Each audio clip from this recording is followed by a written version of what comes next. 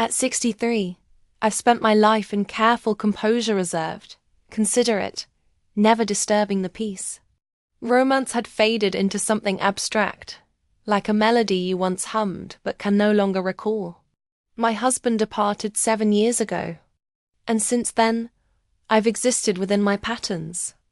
My career, my flowers, my solitary evenings with herbal tea and classic films. I believed my chance to be truly recognized had vanished. But several weeks ago, something unexpected transpired, something that still unsettles me when I reflect on it. I never imagined such an experience would happen to someone like me. Please don't repeat my mistake of assuming life has no more surprises.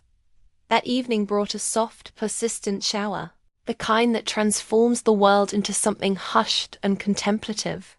I remained at the office late, correcting some calculations my department had mishandled.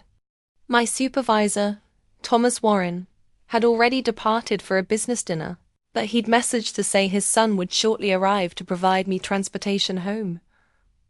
I almost declined. I didn't want to burden anyone, particularly not Michael, his 20-something son whom I'd only encountered briefly at company gatherings and holiday celebrations. But when I exited the building, my umbrella struggling against the breeze, I spotted Michael's silver hatchback parked directly ahead. He emerged and approached with that effortless, youthful graceful lanky frame and gentle assurance. His sweater was dampened at the shoulders. "Evening, Mrs. Harmon," he said, offering me a sincere smile. "Ready to go? I've got the heater running." "Please, call me Eleanor," I replied with a hesitant smile. "And thank you for your thoughtfulness." I settled into the passenger seat while he circled back to the driver's side. The interior was comfortably warm, carried a faint scent of pine and something spicy, perhaps cologne, perhaps mints. He adjusted the mirrors and pulled into the street with fluid control, hands positioned casually on the steering wheel. "I hope this isn't an inconvenience," I said, folding my hands in my lap. Michael glanced toward me, his expression momentarily unreadable. "Not at all. Actually, I welcomed the opportunity to drive." We traveled in silence for a while, the steady rhythm of the wipers filling the void. Streetlights glistened on the damp pavement, and the city seemed gentler, more subdued than usual. I found myself stealing glimpses at him, the way his brow furrowed when he concentrated, the subtle indentation that formed when he smiled at something on the radio.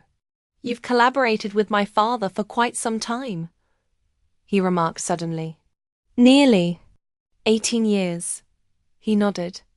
"He references you frequently. Says you're essential to the organization's success." I laughed softly. "Someone needs to maintain order." He smiled, but it didn't illuminate his eyes. Something was emerging beneath his measured tone. I sensed it before he continued.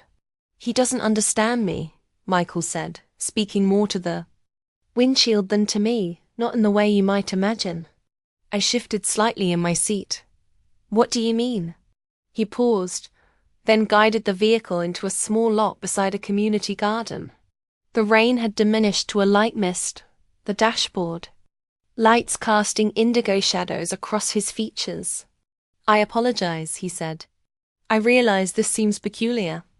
I've been containing something for some time, and I hadn't planned to reveal anything tonight. But now that we're here, I find I can't continue pretending." My breath caught. I wasn't certain what would follow, perhaps a story about a disagreement with his father, or perhaps something about a lost position or broken relationship. But his next words caught me completely unprepared. "I've thought about you for a considerable time. I realize that probably sounds irrational. You're older, you work alongside my father, I understand. But I've observed you during those gatherings, the way you conduct yourself with such quiet strength. I just ... I wanted you to know." I remained silent, unable to respond. The rain had ceased, leaving only the gentle hum of the heater and the pulse pounding in my ears. Michael turned toward me, but maintained his distance, neither reaching out nor moving closer. His voice remained steady, respectful. I expect nothing. I simply needed to express this aloud because you matter. And you deserve to hear that from someone who recognizes it. I felt something twist within my chest and ache. I hadn't acknowledged existed. Not merely from his statement, but from how profoundly it disturbed something inside me. The truth I hadn't admitted for years, that perhaps I still longed to be seen. Perhaps I wasn't as emotionally detached as I believed. Finally, I looked directly at him, truly observed him. His gaze wasn't demanding or imploring, just open, vulnerable. And that affected me more than anything else, because it had been so long since anyone had regarded me in that manner. I didn't sleep that night after Michael delivered me home politely, respectfully, without pressure or requests. I stood in my entry for an extended time, still wearing my coat, staring at the door after it closed. The house remained dimly lit except for the gentle amber lamp near the staircase casting elongated shadows on walls I'd known for decades. Everything appeared unchanged, but something within me had transformed, and I couldn't unfeel it. His words repeated in my mind like a half-forgotten melody suddenly remembered. I've thought about you for a considerable time, ... you deserve to hear that from someone who recognizes it. No one had expressed anything comparable in years, perhaps ever, and certainly not someone like him. The following morning, I moved through my routine like a spectre pouring coffee, feeding my aging cat Ginger, drawing back the curtains to admit the reluctant winter sunlight. But even as I proceeded, I repeatedly caught myself gazing absently, my hands motionless, heart fluttering at the memory of Michael's voice, his eyes at work. I avoided Thomas. I felt too exposed, as though wearing something transparent and inappropriate. Despite dressing as I always did, neat blouse, comfortable cardigan, practical shoes. But I was different now, even if it remained invisible to others. I felt different. Midweek, Michael texted. Just checking, hope I didn't create discomfort. I sincerely apologize if I crossed boundaries. I studied the message for several minutes before responding, you didn't. Thank you for sharing your thoughts. I'm still processing. I didn't anticipate a reply, but he answered, take whatever time you need. Just wanted you to know. That evening I sat on my modest veranda, wrapped in a quilt, listening to the wind rustle the branches overhead. I contemplated love, how I once perceived it, and how the years had transformed it into something that seemed to happen to other people. When you reach your 60s, people's perception of you changes. You become less visible even to yourself. But Michael, he didn't look at me as though I were fading. Several days later, Thomas's assistant called in sick, leaving us understaffed for an afternoon meeting across town. Thomas was completely scheduled, so I volunteered to deliver some documentation to a local client's office. When I stepped outside, Michael was leaning against his hatchback, hands tucked into his jacket pockets. Hello, Ella. Dad mentioned you might need transportation. His smile appeared more tentative this time, less confident, almost cautious. I hesitated, my heart skipping. Are you certain you're available? He opened the passenger door. Always. The drive was quieter than before. The radio remained silent as the city passed in a blur of motion and late autumn light. I sensed the tension not heavy or awkward, but delicate, like a thread extending between us. As we arrived at the building, I turned toward him. Did you genuinely mean everything you expressed that night? He met my gaze without wavering. Every word, I nodded slowly. That's significant for me to process. You're young. Don't, he interjected, not harshly. Don't define yourself by that metric. You're not merely your age. You're Eleanor, you're warm and intelligent, and when you laugh, the entire room seems to soften. That's what I perceive. I wasn't prepared for how deeply those words would affect me. I'd constructed barriers over the years, quiet, steady barriers, of politeness and restraint, but his words penetrated through the fissures. I handed him the folder requiring delivery, our fingers brushing momentarily. His touch was warm, steady. "I'll return in 5 minutes," he said. And he did. We conversed little during the return journey, but when he parked before the office, he turned to me one final time. "I don't wish to confuse you or create discomfort, but I meant what I said. I'm content simply being someone who reminded you how worthy you are." I didn't immediately respond. I reached for the door handle but paused. "You did remind me," I said softly, "and I hadn't realized how much I needed that." He smiled again, but this time something lay beneath it, a quiet melancholy, perhaps, or a patient form of hope. I exited into the cool air and gently closed the door behind me, heart pounding against my ribs. Something was awakening within me, something I hadn't experienced in years. Though I didn't know where it might lead, I sensed this wasn't concluded. The weekend arrived uneventfully, but internally, everything felt intense. I occupied myself with household tasks, folding laundry that didn't require folding, reorganizing kitchen cupboards, even trimming my small backyard magnolia, though the season was already too advanced. But I couldn't silence the thoughts circling in my mind. Michael's voice, his words, that moment when our hands touched, gentle, unassuming, yet enough to leave me restless. It wasn't merely what he said, but how he expressed it, as if I hadn't been invisible all these years, as if I wasn't someone to be pitied or politely tolerated, as if I mattered in a way I hadn't dared imagine anymore. That evening, I sat in the living room with an unopened novel in my lap, the fireplace flickering beside me. Outside, the wind gently rattled the windows. Then, as if the universe understood I couldn't endure another moment of silence, my phone vibrated. "Michael, are you at home? Would it be acceptable if I visited briefly?" I stared at the message, my pulse quickening. I recognized what this could signify or not signify. I understood how dangerous it might be to welcome feelings I'd long suppressed. But I also knew that if I declined, I'd spend the night wondering what he might have said. "Yes," I typed in response. "Just for a little while." 20 minutes later, his vehicle pulled into the driveway. He emerged wearing a dark coat over a soft blue sweater.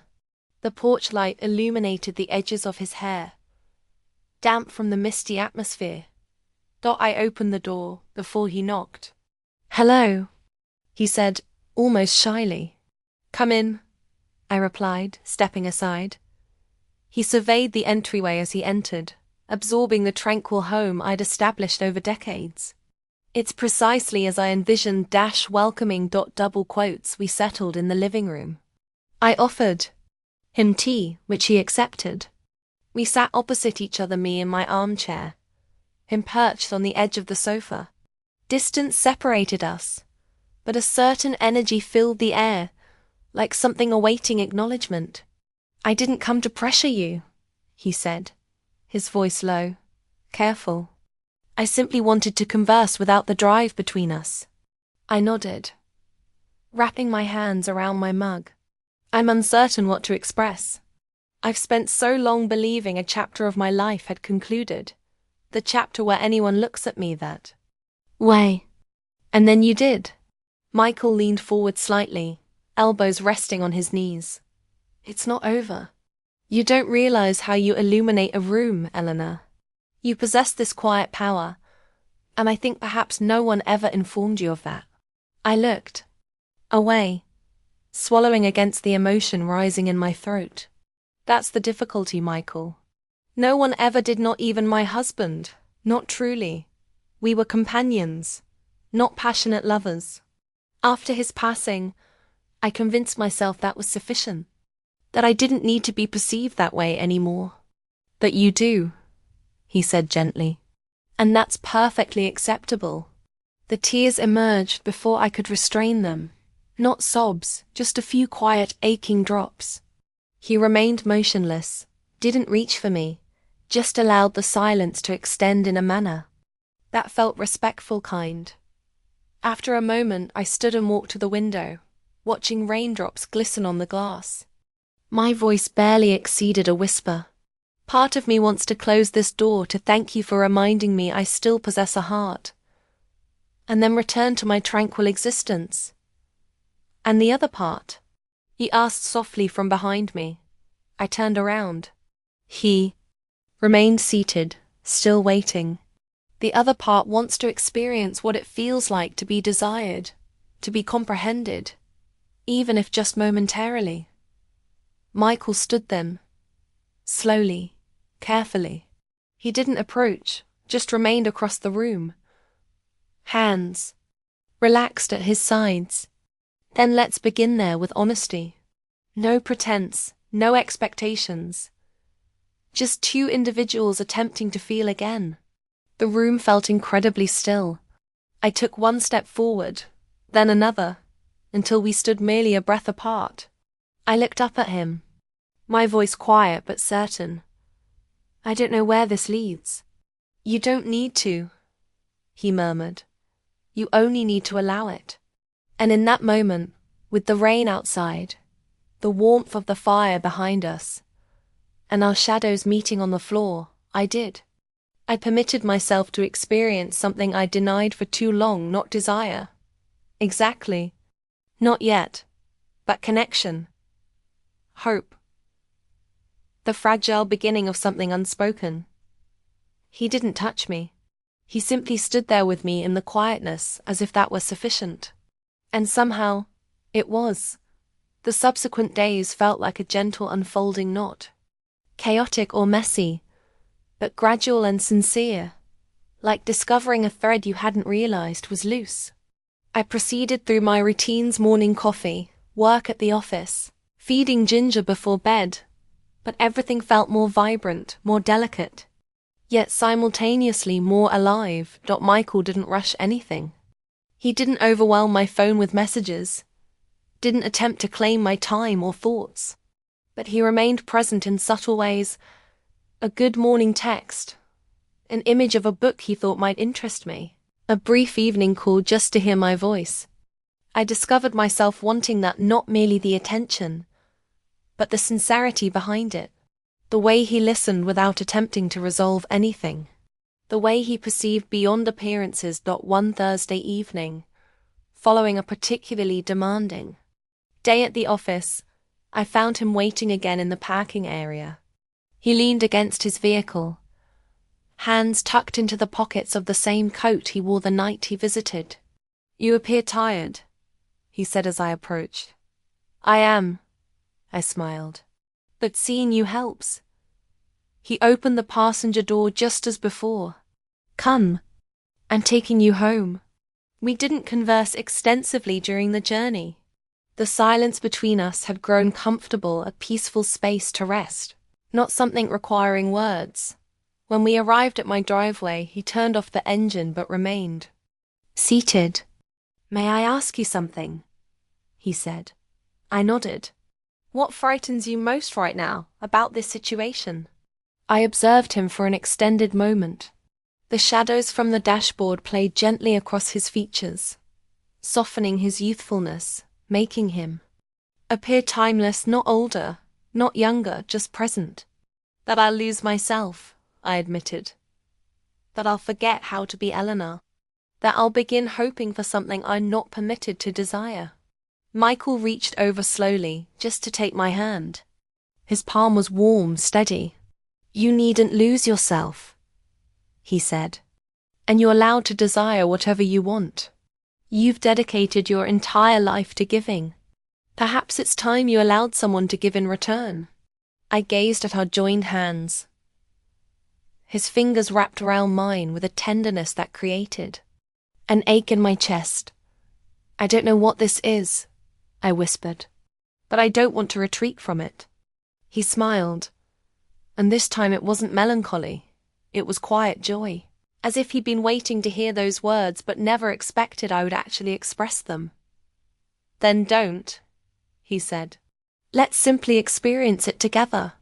That night he came inside, not with expectation or urgency, just presence. He sat at my kitchen table while I prepared tea. We discussed childhood memories. His mother who passed when he was 16. My early marriage and the solitude I never voiced. We shared fragments of ourselves, like offering someone a delicate keepsake, with care and reverence. Hours passed before I realized how late it had grown. He stood unhurriedly, lingering near the doorway. Do you want me to leave? He asked gently. I didn't answer immediately.